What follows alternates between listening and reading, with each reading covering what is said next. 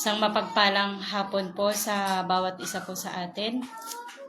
So ipagpapatuloy po natin yung topic po kahapon na naumpisahan ni Pastora Yen. At ang sabi niya nga po doon, 7 signs your church is dying. So yung number 1, worship is a performance, not participation. People are watching, not worshiping.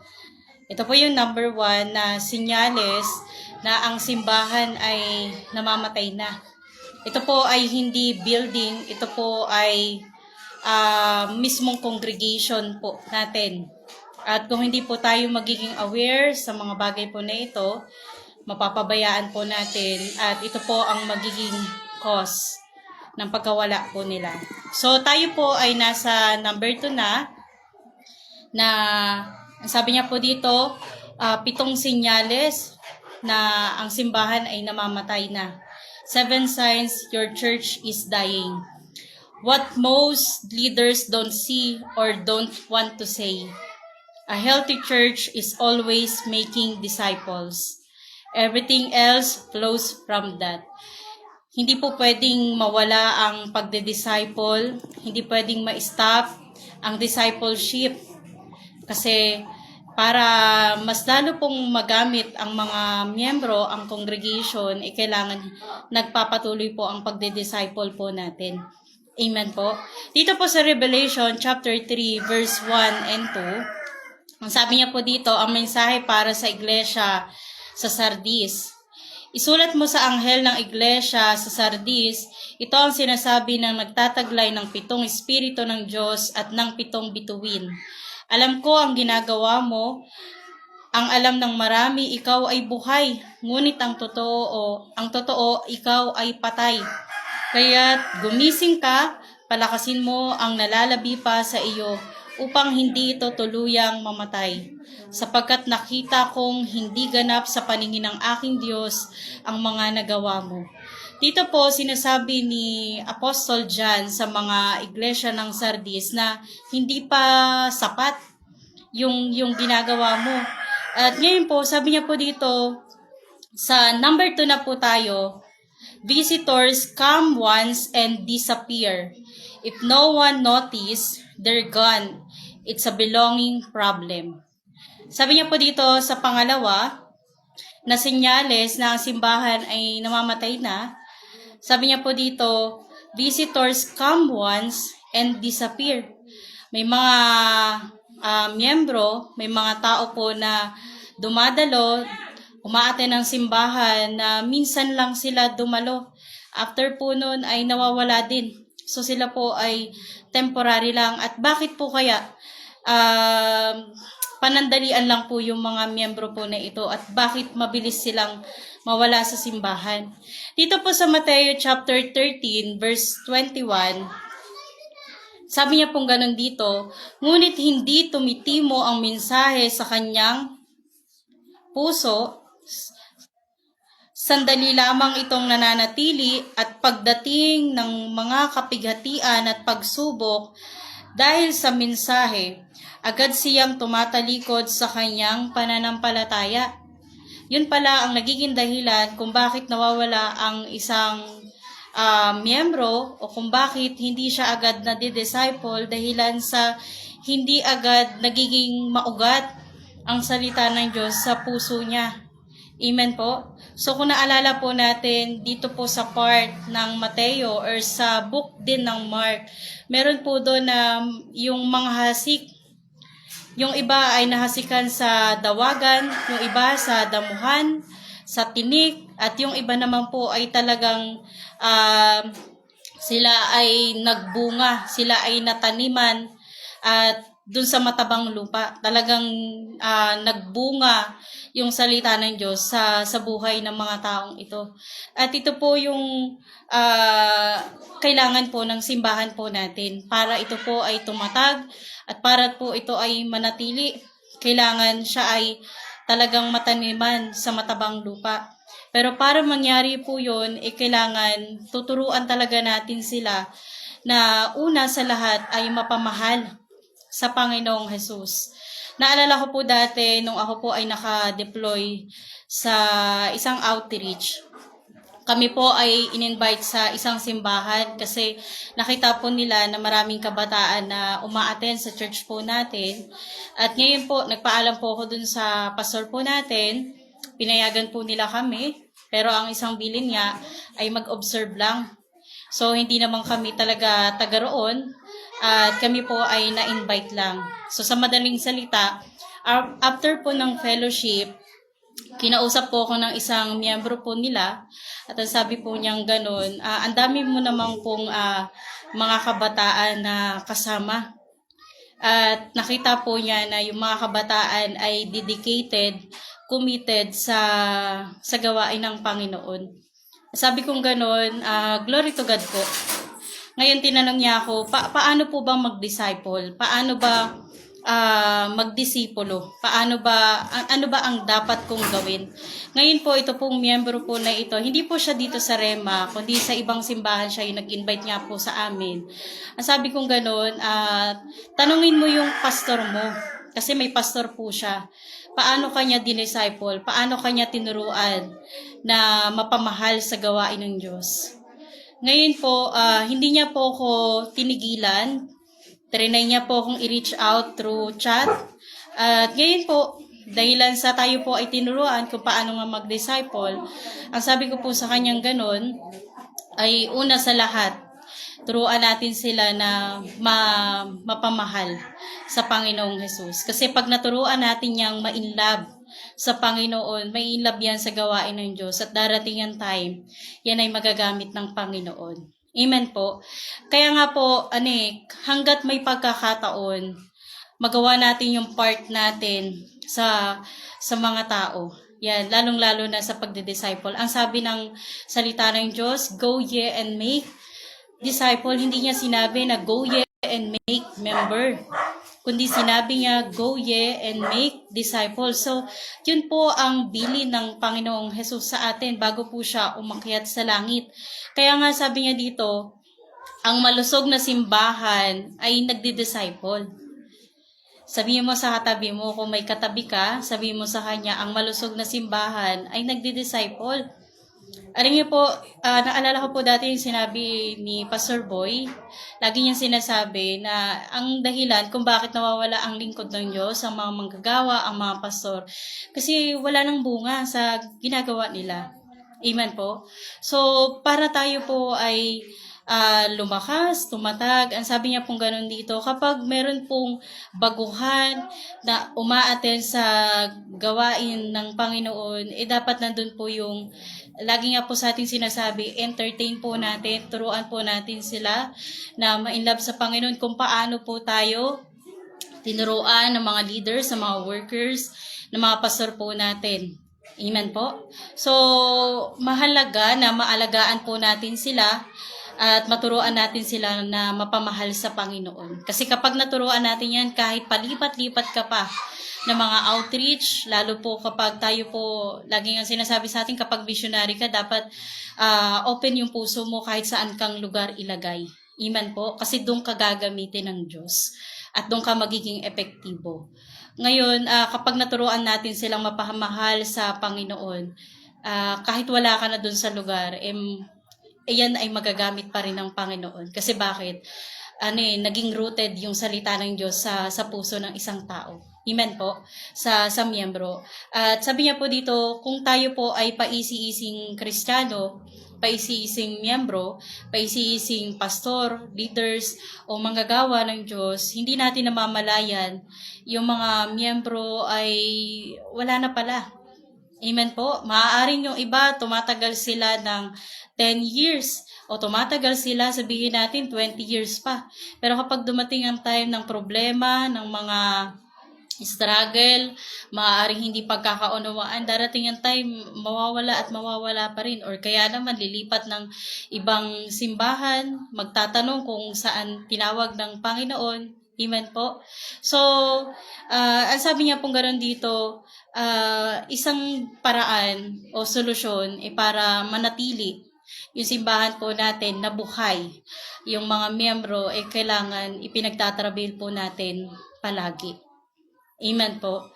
So, ipinagtatrabil, yan po ang susi, yan ang solusyon. Ang sabi ng Galatians 4:19, ay ipagtrabil natin sila hanggang sa mahubog na katulad ng Panginoong Jesus. Amen po. Na maging katulad ng Panginoon na dedicated, committed, hanggang pagsakripisyo ng buhay.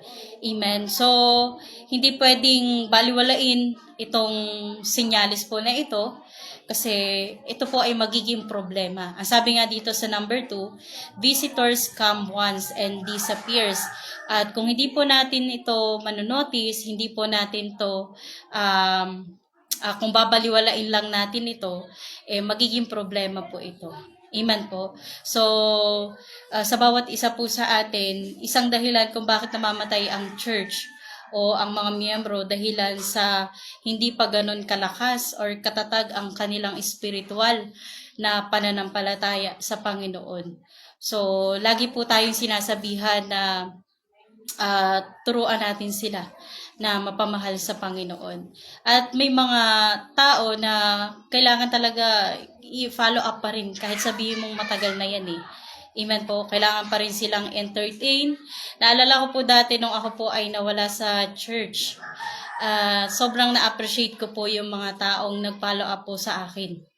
Hindi lang po sapat na i-chat lang natin sila or iti-text. Maganda po na makita po yung presensya po natin.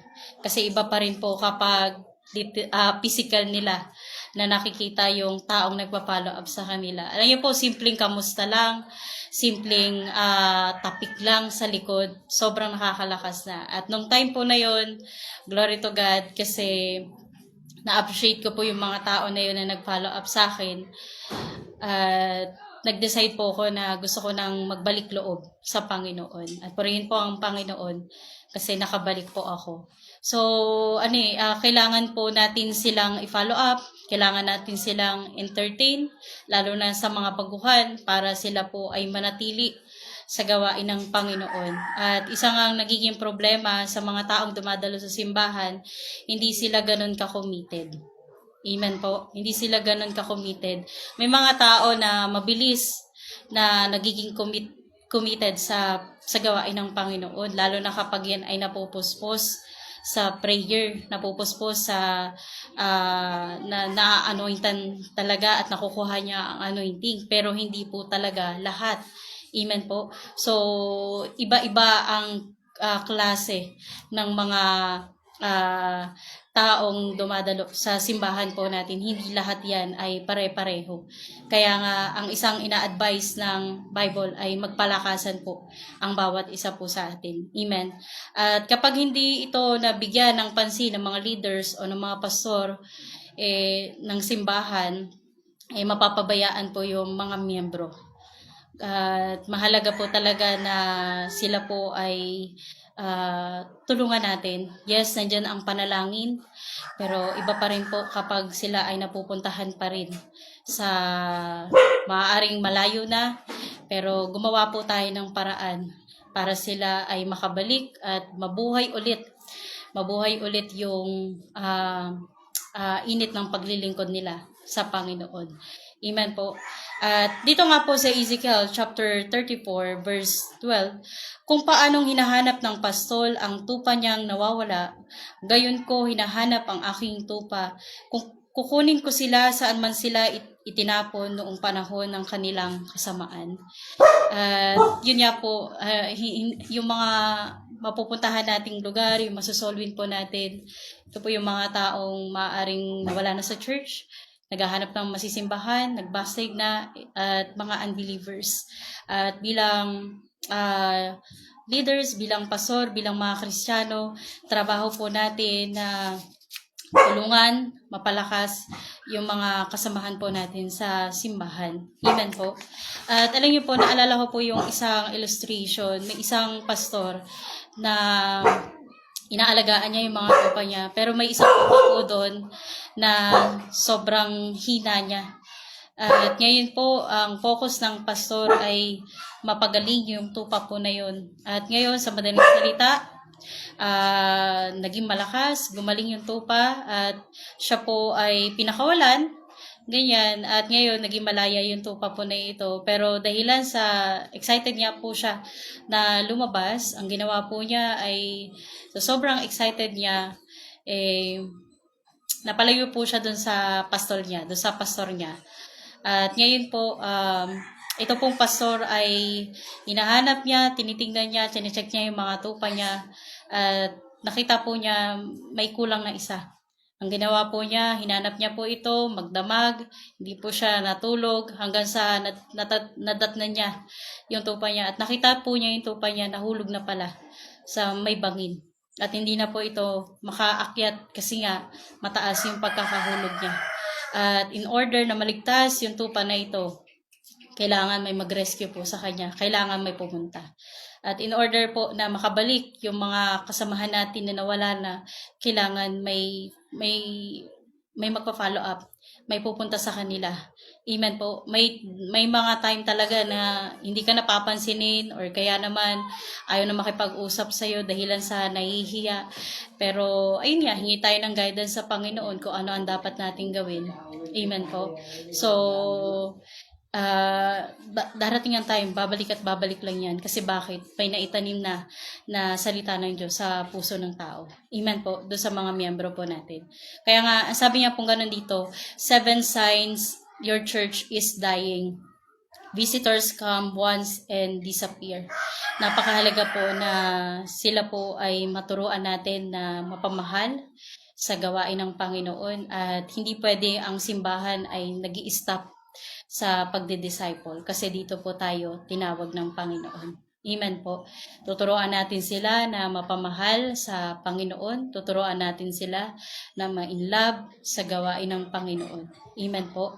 At sabi niya pong ganun dito, ang malusog na simbahan ay nagpo-produce ng manggagawa ng Panginoon. At kung wala nang napoproduce ng manggagawa sa simbahan po natin, may something wrong. Amen po. May ibig sabihin hindi na nagiging maayos, hindi na nagiging healthy, hindi na nagiging malusog yung simbahan po natin. Kaya mahalaga, naalala ko po dati yung sinabi ng pastor po namin. Ang sabi niya ganun, kahit sige na, magsilabasan na kayo dito sa church, basta mag-worker kayong lahat, okay lang sa akin, kahit wala nang matira.